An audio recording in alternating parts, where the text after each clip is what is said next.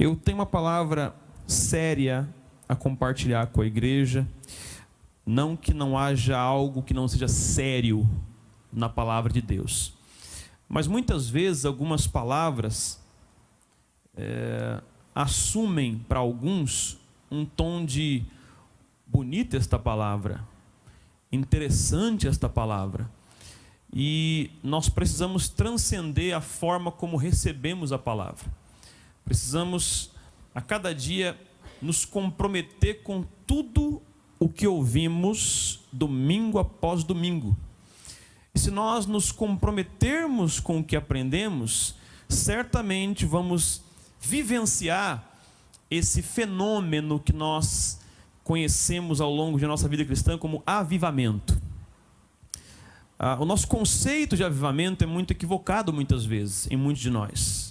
Nós temos uma ideia muito emocional a respeito de avivamento. Nós temos uma ideia muito denominacional muitas vezes. Mas eu quero dizer que o Brasil está perto de viver um verdadeiro avivamento. Eu sinto isso no meu espírito, isso me inflama há alguns anos. E eu sei que nós vamos viver um verdadeiro avivamento. E eu não sei porquê, mas eu sinto que a chama aqui no Rio vai ser diferente. Então vai preparando seu coração, porque eu creio que Deus vai mover poderosamente aqui no Rio de Janeiro.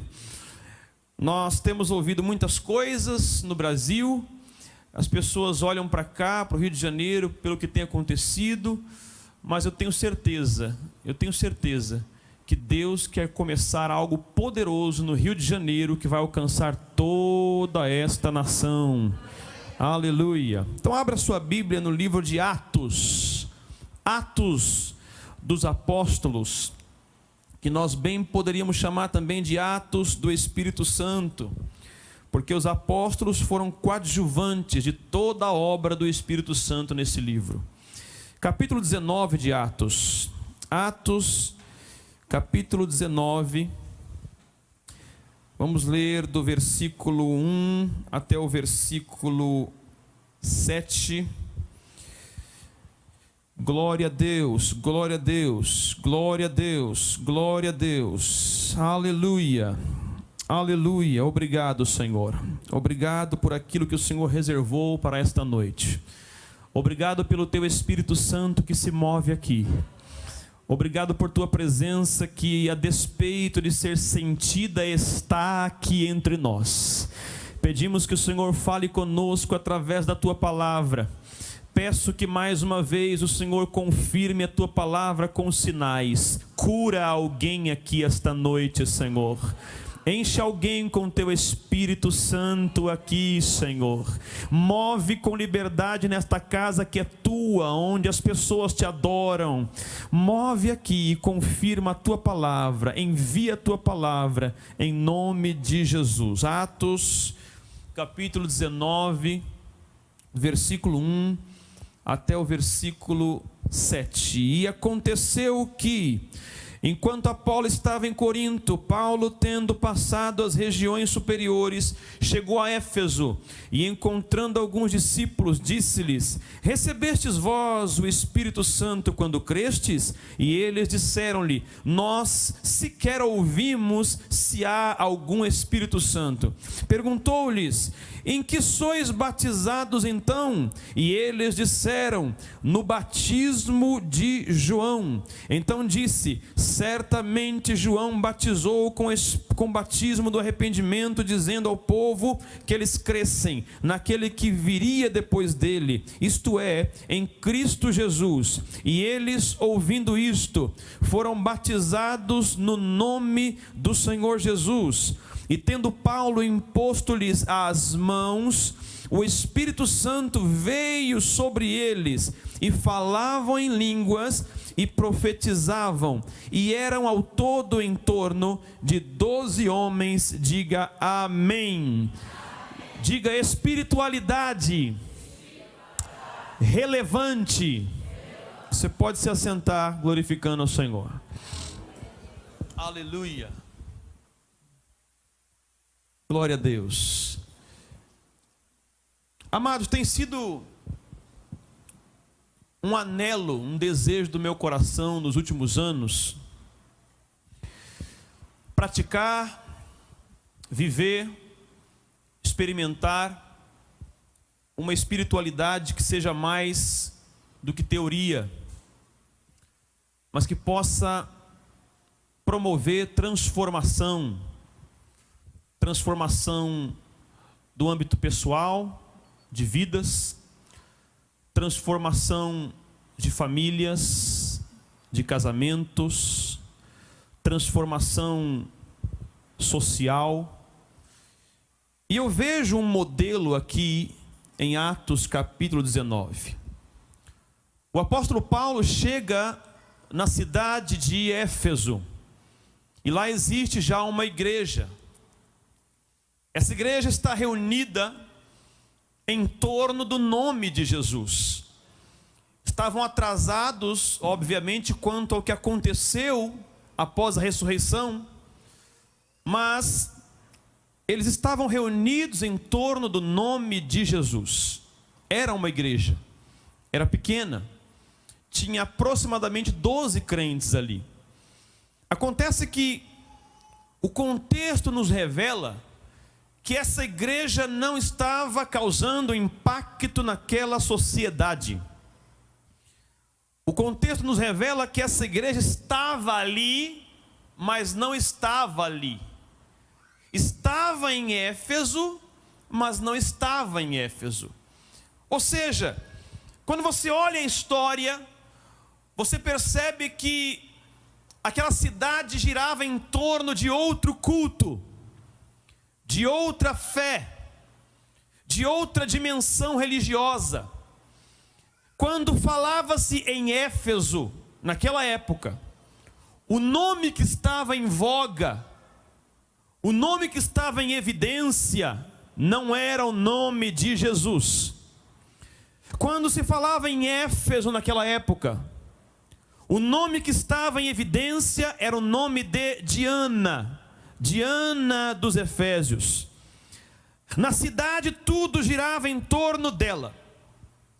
Esse ídolo mexia com a cultura da cidade. Esse ídolo mexia com a economia da cidade. Esse ídolo dava toda a dinâmica das pessoas que viviam ali. Tudo era em torno dela. A lenda é que a imagem dela fora enviada por uma divindade do céu e estava ali como uma das maravilhas do mundo. O comércio girava em torno da fabricação de estatuazinhas e nichos de Diana. Essa era a economia da cidade. Era um principado que mantinha a cidade cativa, que mantinha as famílias cativas, presas. O culto dela, o culto para ela era imundo.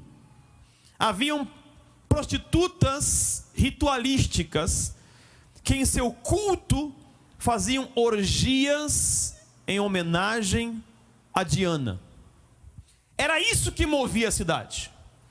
Era isso que sacudia a cidade. E lá num cantinho inóspito, isolado, havia a igreja de Jesus. Lá num canto, sem influência, sem relevância, estava a igreja de Jesus. O apóstolo Paulo, como em toda cidade que chegava, logo procurava uma igreja. Eu abro um parênteses para que você viaje comigo um pouco. Imagine se o apóstolo Paulo tivesse sido congelado em sua época e fosse hoje descongelado. Ele certamente ia sair por Saracuruna ou qualquer lugar de São Paulo, Rio ou Brasil, e ele não ia procurar um terreiro, não ia procurar um hospital, ele ia procurar a igreja para saber o estado dela, saber a condição dela, porque Paulo amava a igreja. Como Paulo ia encontrar a igreja hoje? Pense você, eu não vou dizer. Como Paulo ia avaliar enxergar a igreja agora, hoje. Se o apóstolo Paulo de Tarso se encontrasse com você depois de 2000 anos congelado e visitasse sua casa e travasse um pouco de conversa com você, que tipo de cristianismo ou espiritualidade ele veria em você e na sua casa? Só pensa. O apóstolo Paulo foi lá, em Éfeso, e viu essa igreja, e ele percebeu alguma coisa, ele sentiu alguma coisa, ele percebeu um déficit, ele percebeu uma ausência. Ele participou certamente do culto, ele participou certamente da liturgia, mas não era o culto em si ou a liturgia que determinava o estado da igreja, mas ele comparou a presença da igreja com o estado da cidade. Ele comparou a presença da igreja com o principado de Ana que dominava a cidade. E foi isso que fez Paulo dizer: tem coisa errada aqui. Tem coisa errada aqui.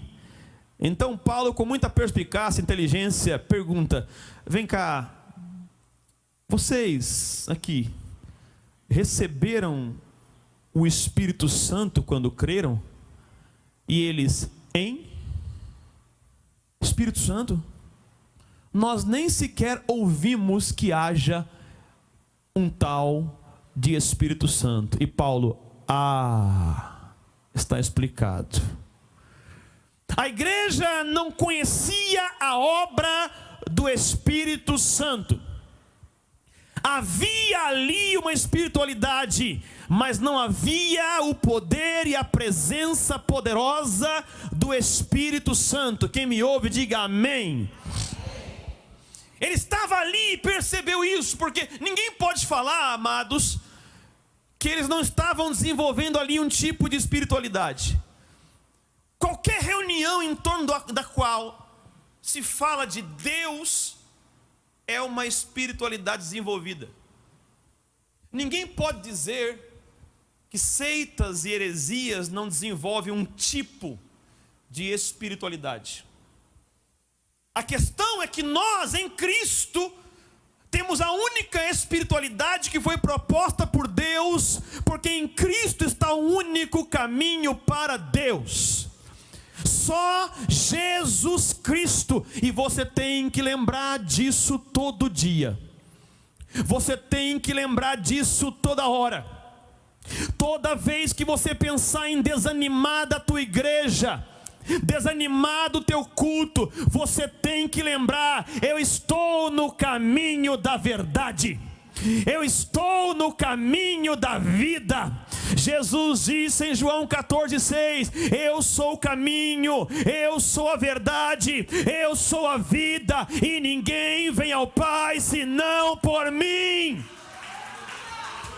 Atos 4:11: porque também debaixo do céu nenhum nome há dado entre os homens, pelo qual importa que sejamos salvos, Jesus Cristo e só Ele.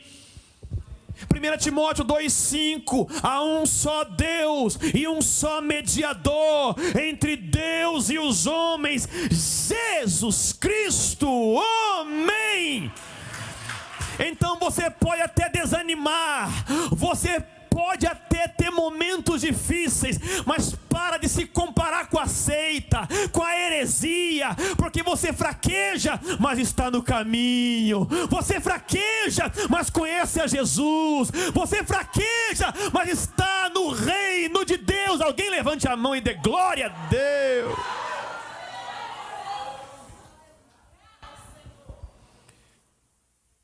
Não desanime. Paulo percebe: tem coisa errada aqui, tem algo errado aqui. Essa espiritualidade de Éfeso não é relevante, porque estão ali, mas a cidade não muda. Estão ali, mas não há influência nos arredores. E é disso que eu quero falar essa noite em poucos minutos. Eu quero falar rápido com você sobre o que uma espiritualidade relevante, transformadora, não pode ser apenas. Ela não pode ser apenas informativa. Vamos nos reunir para informações bíblico-teológicas. Vamos nos reunir para um simpósio de informação intelectual entre crentes. Se ela for só isso, ela não é relevante. Porque há muitos segmentos aí que nem tem Cristo e que são intelectualmente melhores do que nós. Nós não fazemos a diferença com a mente, nós fazemos a diferença no Espírito, e o nome dele é Santo. Não pode ser só informação. Jesus disse em João capítulo 6, versículo 63, as palavras que eu vos digo são espírito e intelecto. Não, espírito e vida. Você está aqui porque tudo que acontece aqui tem vida. Você pode até reclamar, mas tem vida movendo em você a cada domingo aqui. Você pode até desanimar, mas a cada dia em que a palavra entra, você pode estar emburrado, bicudo, chateado, mas vida está movendo dentro de você. Você pode estar até reclamando, não estou gostando, está chato, mas tem vida, tem vida, tem vida, tem vida, tem vida, tem vida, tem vida, porque as palavras dele são espírito e são vida. O apóstolo Paulo era inteligente, era filosófico, era teórico também, mas ele tinha uma preocupação. Ele tinha uma ênfase. Em 1 Coríntios 2, do 4 ao 5, ele diz: a minha palavra e a minha pregação não consistiam em palavras persuasivas de sabedoria humana, mas em demonstração do Espírito e de poder. Está na hora dos crentes pararem só com blá, blá, blá, blá, blá e começarem a demonstrar. Até rimou.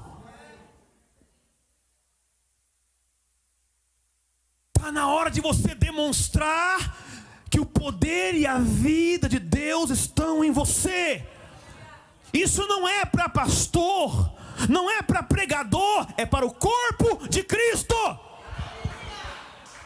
Desencosta do seu ferrugem espiritual, desencosta da sua poeira e começa a agir com poder, começa a agir com autoridade do nome de Jesus e a unção do Espírito Santo. É isso que muda. O apóstolo Paulo, quando entrou no Areópago, ele até abordou filósofos epicureus e estoicos, mas o que ele fez ali, ele fez porque havia poder. Se você está cheio do Espírito Santo, quando você abrir a tua boca, vai transformar vidas. Você não vai só informar, educar, vai transformar, vai modificar. Quando eu comecei a pastorear a igreja com 25 anos de idade, minha esposa com 19, uma menina, nós encaramos situações que nunca imaginávamos. Assumimos uma Assembleia de Deus com mais de 30 anos de história, e ali houveram casamentos que foram restaurados. Que experiência nós tínhamos! Aí é que está. Sabedoria na igreja não é fruto de literatura, é fruto de revelação. Leia, estude, mas dependa de Deus. Nada aqui tem a ver com você, porque Deus colocou tesouros em vasos de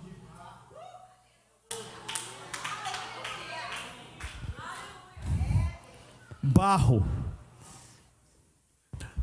Barro não tem intelecto.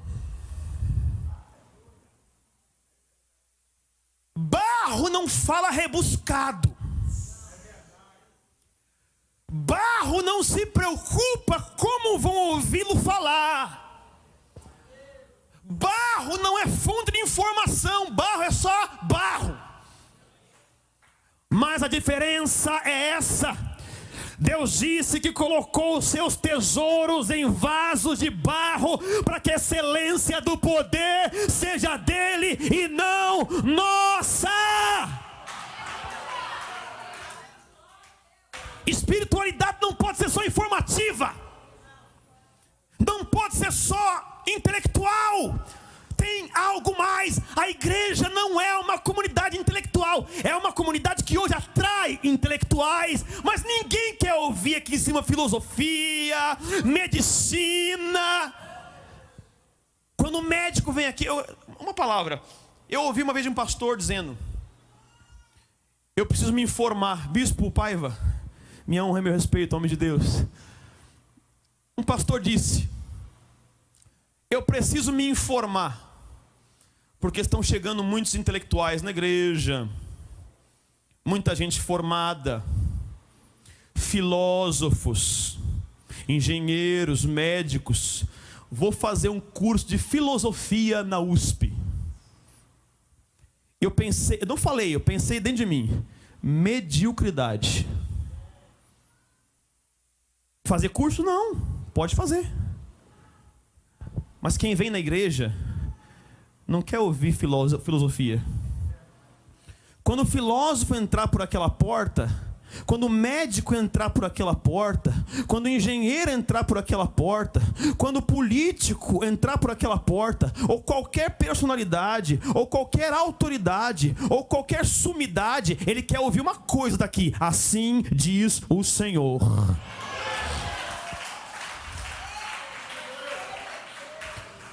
Ninguém entra na igreja para saber o que disse Aristóteles. Pode citar ele.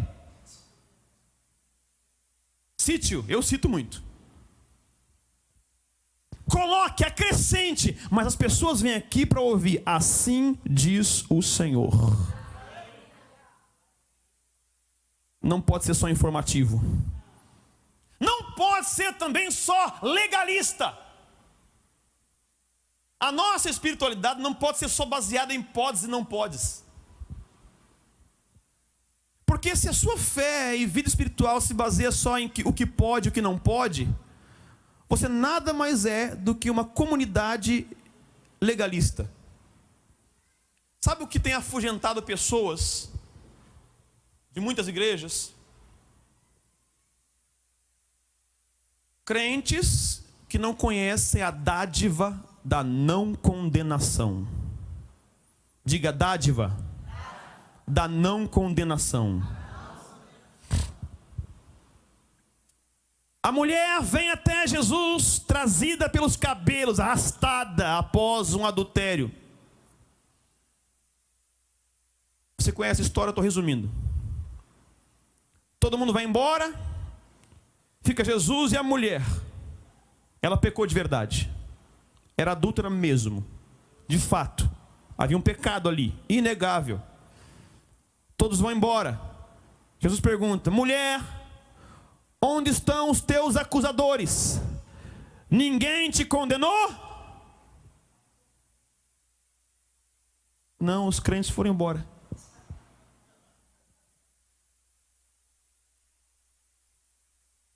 E ele replica: eu também não te condeno. Vai e não peques mais. Muitos crentes estão invertendo. Vai e não peques mais, aí eu não te condeno. Eu não te condeno, agora vai e não peques mais. Primeiro Deus tira a condenação, depois Ele coloca o Espírito Santo da santificação. As pessoas querem de uma vez, na marra, ensinar as pessoas. A pessoa acabou de chegar, tira isso, faz assim, veste assado. Irmão, Pedro andou 3 anos com Jesus e a faca estava lá.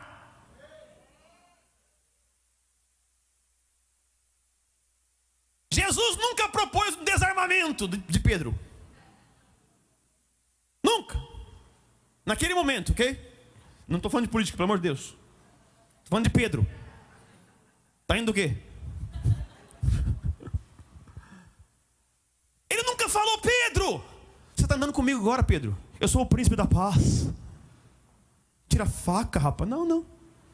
Pedro curou doente, expulsou demônio e nunca tirou a faca da cintura. Estava lá o tempo todo. E naquele dia, no Getsemane, você acha que ele tirou a faca para serrar a orelhinha do Malco? Ele quis matar Malco. Por quê? Não estava regenerado, não estava pronto. Mas Jesus andou com ele 3 anos sem estar pronto. E a gente não quer dar nem um mês para o novo convertido. E quer encher a igreja. E Jesus falou: Pedro, tu quando te converteres, confirma os teus irmãos. Ou seja, andou 3 anos com Jesus e não era convertido. E Jesus sabia. Não podemos ser uma comunidade legalista. Não podemos. Romanos capítulo 8, versículo 1. Agora, pois, nenhuma condenação há para os que estão em Cristo Jesus, que não andam segundo a carne, mas segundo o Espírito, porque a lei do Espírito de vida em Cristo Jesus me livrou da lei do pecado e da morte. As pessoas não vêm para cá para serem condenadas, já estão sob condenação, mas vêm para cá e recebem o presente da justificação. É um presente. Esse é o maior presente do Evangelho. É o maior. E você tem que conhecer isso muito bem. Tem que estar claro isso em você. O quê? 2 Coríntios 5, 21. Aquele que não conheceu o pecado, Deus o fez pecado por nós, para que nele fôssemos feitos justiça de Deus. Então agora o que é você? Um miserável pecador? Não! Justiça de Deus. Justiça de Deus. Por que justiça de Deus? Não, pastor, não aceito isso. Não aceito isso. Eu sou um miserável pecador. Jesus se fez pecado em seu lugar. É uma troca. A doutrina da justificação tem que ser mastigadinha no seu coração. Aqui está Jesus. Pastor, posso te usar como exemplo, servo de Deus? Por gentileza. Posso usar você também? Obrigado. Obrigado, pastor. Pedagogicamente, ouça. Aqui está você e eu, homem pecador, miserável, imperfeito, condenado. Aqui está Jesus, perfeito, santo, inculpável e impecável, o único homem que jamais pecou. O que Deus faz? O que Deus faz não parece justo na sua concepção de justiça. Só que a palavra justiça não nasceu na jurisprudência e no direito, nasceu em Deus. Escute, Deus pega toda a injustiça que havia em você, na sua conta. Isso chama-se justiça imputada. Todo o pecado que foi colocado em sua conta porque você merecia, Deus pegou da sua conta e transferiu para a conta do único homem perfeito que já viveu, Jesus. Jesus passa a ser agora pecado em pessoa. Pecado personificado. E Deus, que é justo, condena o pecado. Então o que Ele faz? Ele condena o pecado, o seu pecado, o meu pecado em Jesus. E agora, como se não bastasse, esse mesmo Deus pega a justiça perfeita de Jesus, infalível, impecável, e coloca em você. E agora Deus olha para Jesus naquele dia fatídico na cruz e diz: ele é pecado. Então com dor Deus vira as costas e o condena pelo seu pecado. Mas agora ele ressuscita, justifica você, e Deus olha agora para você e vê justiça. Obrigado. Justificação pela fé.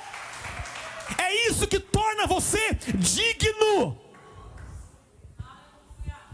Nós temos muitos termos Nós temos muitos termos herdados do irmão João Calvino.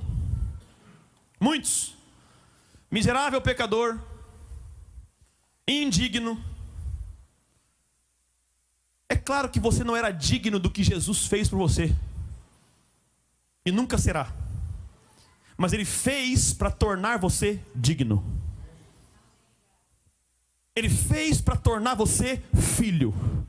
Você agora é filho. Você agora é filho. Aleluia. Você agora é filho. Pegue na mão do seu irmão e diga para ele: você agora é filho, é filha. Aleluia. Filho. Filho. Filho de Deus. Filho de Deus. Glória. Glória. Você pode perguntar, mas eu não consigo engolir esse negócio, aceitar esse negócio aqui. Como é que pode Jesus olhar para um pecador como eu e dizer que é justiça, é justo?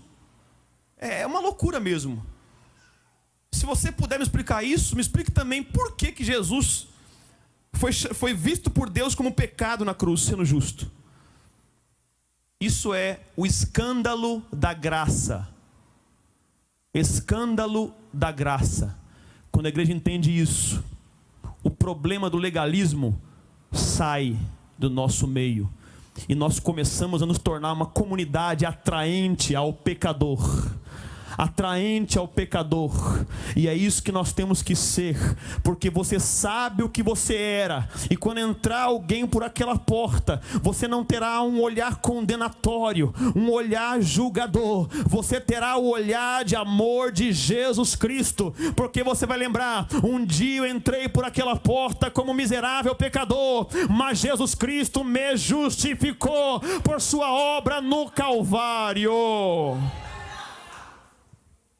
Essa espiritualidade, essa eu gosto. Não pode ser pragmática. Não pode ser pragmática. O que é pragmatismo? Tem que funcionar. A fé que funciona, bispo. O evangelho que funciona. É claro que o evangelho funciona. Ele é real. Mas independente de funcionar aqui na terra, o propósito dele é o céu. As pessoas estão buscando o evangelho só pela sua funcionalidade. E o apelo é: se você vier para Cristo, você vai mudar de vida. E isso é um tanto relativo, porque a mudança de vida que alguns esperam é a mudança de casa ou mudança de carro. Agora, se você propõe o evangelho como a única esperança do homem que está condenado, aí você pode contar com o poder do evangelho em sua vida. O poder do Espírito Santo não vai confirmar evangelho errado. Ele vai confirmar o evangelho da graça, o evangelho do reino, o evangelho da justificação. Lembra de Simão, o mágico? Simão viu o poder de Deus na vida de Filipe. Ele desejou aquilo: eu quero comprar isso, porque isso aí dá ibope, isso aí funciona. A carreirinha de mágico dele, feiticeiro, tinha acabado, porque chegou um pregador do evangelho ali, que fazia sinais. Então Simão quebrou. Não tenho mais negócio, acabou para mim, e agora? Vou ter que comprar esse negócio, comprar unção. Ele ofereceu: Filipe, faz o seguinte, me vende esse negócio aí, para quando eu colocar a mão nas pessoas, o Espírito Santo vir. Pedro, você está em fel de amargura, você está em laço de iniquidade, você está pensando que se compra as coisas de Deus com dinheiro. Sabe o que é isso? Pragmatismo. Eu quero porque funciona. Eu vou naquela igreja. Se passar um ano e eu não prosperar, vou para outra, porque lá não funciona. Que evangelho é esse? A funcionalidade do Evangelho é o quanto ele transformou você. E a transformação do Evangelho em você, é proporcional ao seu ato de doar-se à palavra e ao Espírito.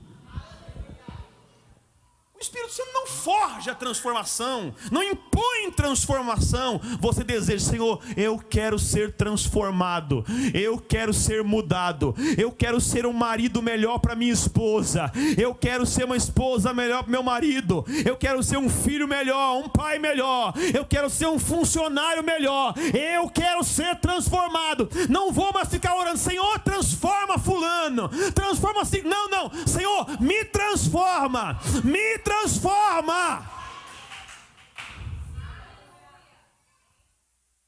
transforma, Senhor, me muda, porque se você mudar, seu ambiente muda.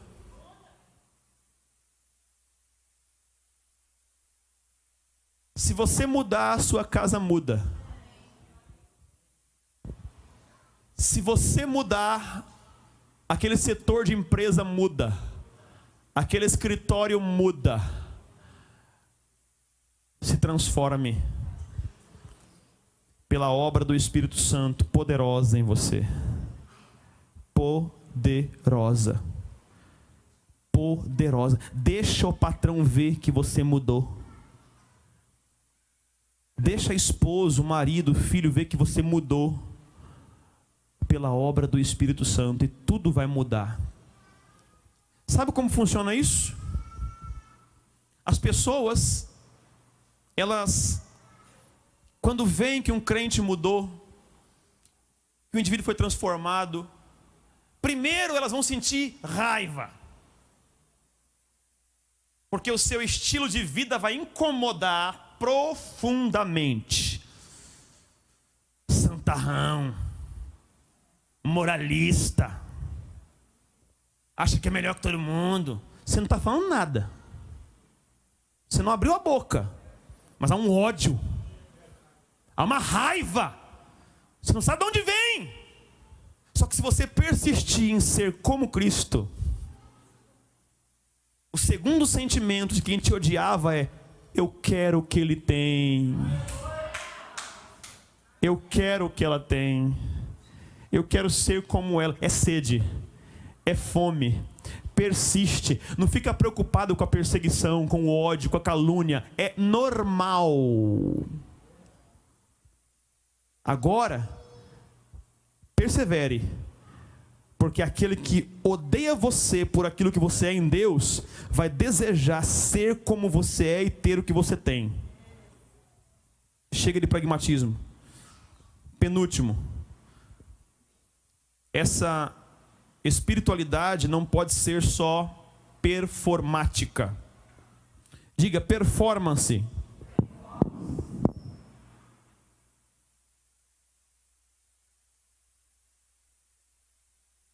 Não pode ser só uma performance. A gente aprendeu muito bem como faz todo esse negócio. O tempo faz a gente aprender a dar glória a Deus. A gente aprende a dizer aleluia. A gente aprende a levantar as mãos. E tudo isso tem que ser feito realmente por louvor a Ele, porque Ele é bom, porque Ele é maravilhoso. Eu o glorifico mesmo, eu o adoro mesmo, eu sou barulhento mesmo. Um dia, quando eu era bem jovenzinho, começando o ministério, meu bispo, eu estava ali na porta da igreja, e eu era um diácono. Na verdade eu era um diácono. Eu não era um bom diácono, porque diácono é atento, é perspicaz, olha a rua, olha a igreja, vê o que está precisando. Eu não, eu ficava ali pulando, e profetizando, e chorando. Não era um bom diácono, não. E aí um dia, um servo de Deus, experiente, um presbítero, lá da Assembleia de Deus, ele me disse, estou 40 anos hoje, na época eu tinha 20. Disse: meu filho, isso vai passar, meu filho. Isso vai passar, você vai amadurecer. Aqui me deu uma tristeza, sabe? Me deu uma tristeza, vai passar, isso aqui é tão bom, não quero que passe. Não quero não, não é para passar não. E aí passou 1 ano, 2 anos, 3 anos, aí o pastor me consagrou como presbítero. Aí eu subi para o púlpito. E no púlpito eu era igual, sabe? Eu adorava e chorava e descia, profetizava. E aí um outro presbítero, ele veio e falou algo parecido. Você vai crescer, rapaz. Vai crescer, vai passar isso aí. Aí de novo fiquei triste. Não deixa passar não, Senhor. Deixa não. Não deixa passar não, Senhor. E o tempo passou, e o pastor me levou a evangelista pela Assembleia de Deus, e a pastor pela Convenção Nacional. E eu fui pastorear uma igreja, e pastoreando a igreja, eu fazia o mesmo barulho. Continuava com a mesma alegria. Não estou dizendo que barulho revela fé, pelo amor de Deus. Não estou dizendo isso não. Estou dizendo que o barulho revela a sua espiritualidade. O que eu estou dizendo é que a minha identidade espiritual é ligada a esse fervor, porque está ligada à minha emoção, à minha personalidade. É assim que Deus me tocou. Não pode mudar. Do jeito que Deus tocou você no início, é assim que tem que permanecer. Lembra quando você dá mais fruto. Lembra. Porque, irmão, eu estou pastoreando há 14 anos, mas eu ainda gosto de sair pela rua, pegar um mendigo, ouvir a história dele, colocar a mão na cabeça dele e abençoar. Eu ainda gosto disso. Eu tenho um problema, irmão. Eu preciso de mais graça e mais unção, porque eu não posso ver paralítico na rua. Eu quero arrancar a muleta de todo mundo, bispo. Me ajuda, bispo. Já arranquei algumas, deu certo, mas de vez em quando não dá. Mas eu creio nele, eu creio nisso. Aleluia! Alabaxa. Isso efervesce meu coração. Já houve fase da minha vida em que esse fervor quis esmorecer, eu confesso. Já houve fase em minha vida em que eu li livros tão rebuscados, de Rudolf Bultmann, teólogos liberais, para atestar a autenticidade da Bíblia. Isso mexeu tanto comigo, eu falei, não! E por que eu falei não? Porque o Espírito Santo gritou, não, feche esses livros e volta para a minha palavra. O fervor tem que permanecer.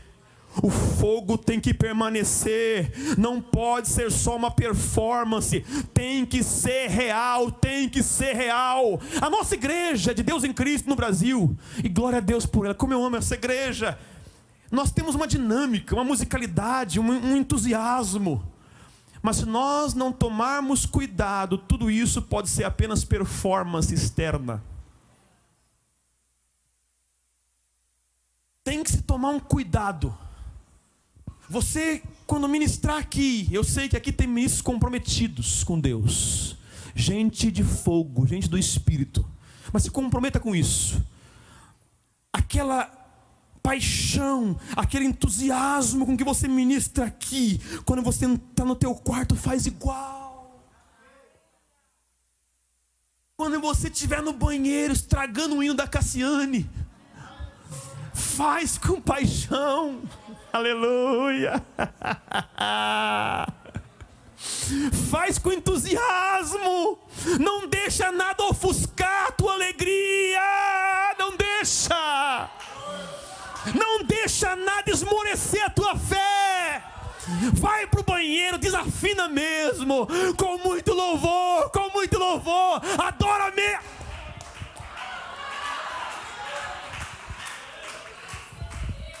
Jesus disse, errais por não conhecer as Escrituras e nem o poder de Deus. Conheço os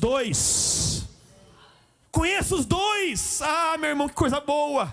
A cada dia eu me empolgo. Quando eu vejo, eu me empolgo. Um outro dia, numa terça-feira, nosso culto, veio uma moça com câncer no útero. foi trazida por um casal de diáconos. A moça era espírita. Ela veio para frente. Eu soube, é câncer no útero.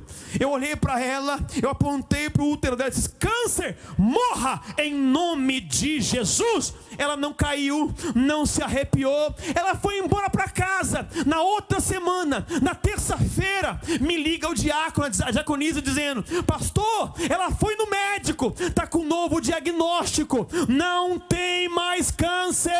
Não tem mais câncer. Não pode ser só performance, tem que ser real. E aí, o médico disse: só que não pode ser mãe. Isso faz 1 ano e meio. Eu fui num casamento esses dias, de uma irmã da igreja. E essa moça, infelizmente, não se converteu ainda. Coração, né? Ela estava na festa.